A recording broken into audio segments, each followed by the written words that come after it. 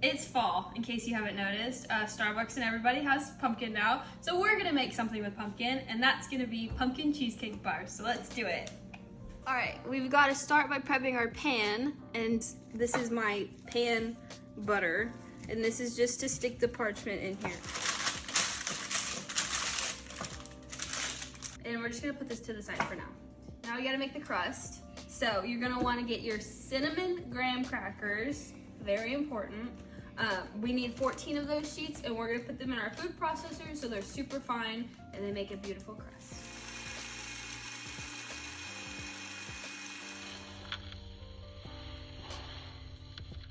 All right, just to be safe, we're gonna go ahead and butter the inside of the parchment so it doesn't stick. Now we're gonna make the crust, so you're gonna need your graham cracker crumb and then half a cup of butter, unsalted and melted, and then you need a 1/4 cup of brown sugar.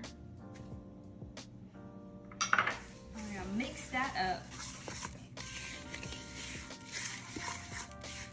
We're gonna pour in our crust. Okay, once you have it evenly spread out, we're gonna take anything with a flat surface and just press it down so it's a nice even layer. Okay, now we're gonna bake it for 8 minutes at 350 degrees.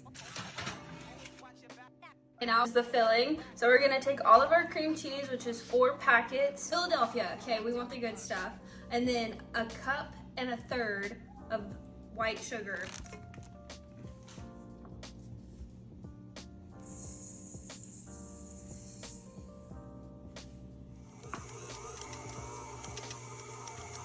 This is gonna go for 5 minutes, but every once in a while you wanna scrape the sides off. Make sure everything gets really combined and smooth.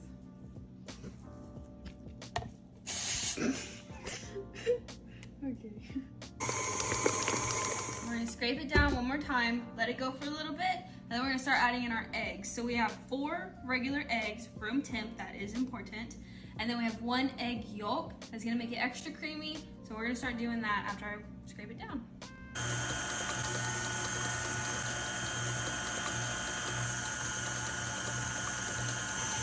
Okay, it's looking so silky smooth and creamy right now. I'm gonna make it extra creamy and put our last egg yolk.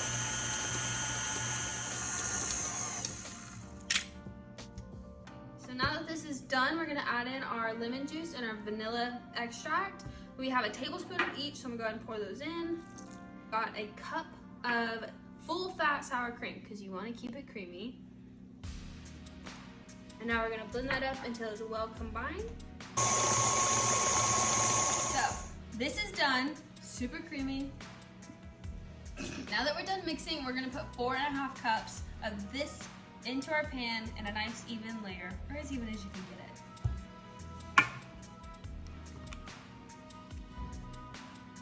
Even this out, and then we're gonna put it in the freezer while we make our pumpkin layer. It'll probably be about 15-20 minutes, just so that the pumpkin doesn't mix when we pour it on.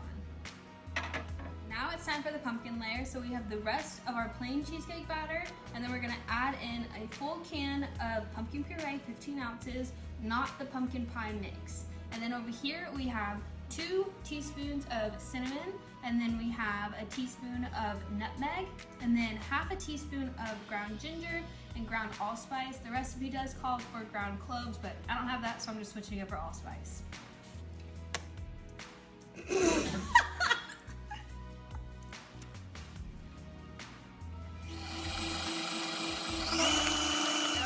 Our streusel, so we have half of a cup of pecans. These are already chopped, but we're gonna blend them up a little bit more. And then we have half a cup of instant oats.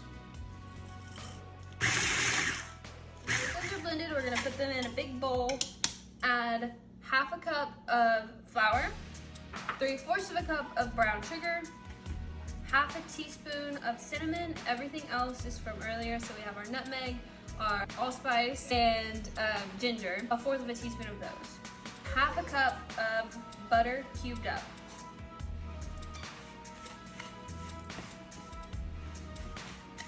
The whisk was not working for me, so we're gonna get a little messy.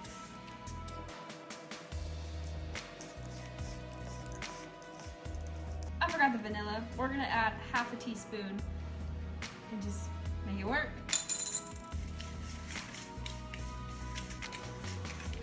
streusel mix in the freezer to make sure that butter is super cold before we put it into the oven. We've taken our plain cheesecake out, and now we're gonna add our pumpkin layer on top of it.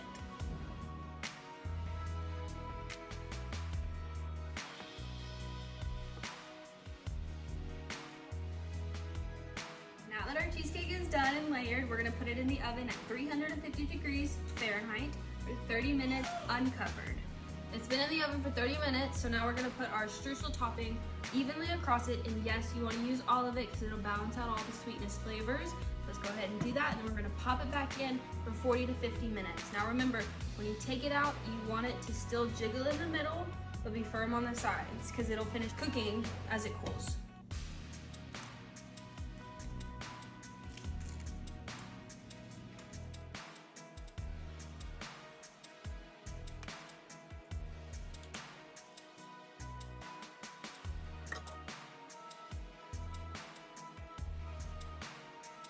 Now it's gonna go to the oven for 40 to 50 minutes. All right, it's the next day, because we had to let it sit in the fridge for 6 hours minimum. It's not prepared for that. So now we're gonna take it out, and then we're gonna cut it into our squares. Okay, that was a little tricky. So we took a little spatula, ran it around the edge to get the paper unconnected from the sides, and then we flipped it out and tugged lightly on the parchment. So don't freak out if it gets stuck, you'll be fine. Now we're gonna flip it back over and cut it. For realsies this time. Make sure your knife is nice and warm, so just run it under some hot water for a few minutes and then wipe it off and get to cutting.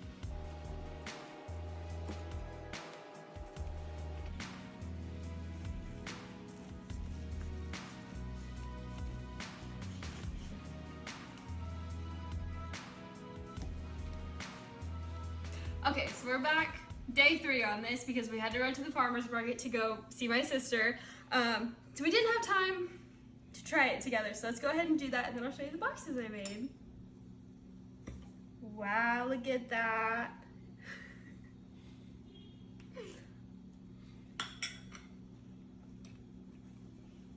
Talk about creamy.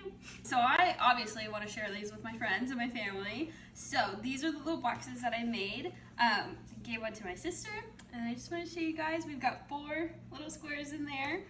And it's cute, and it's got a sticker on it. But yeah, if you make these, share with your friends and family because they're gonna love them.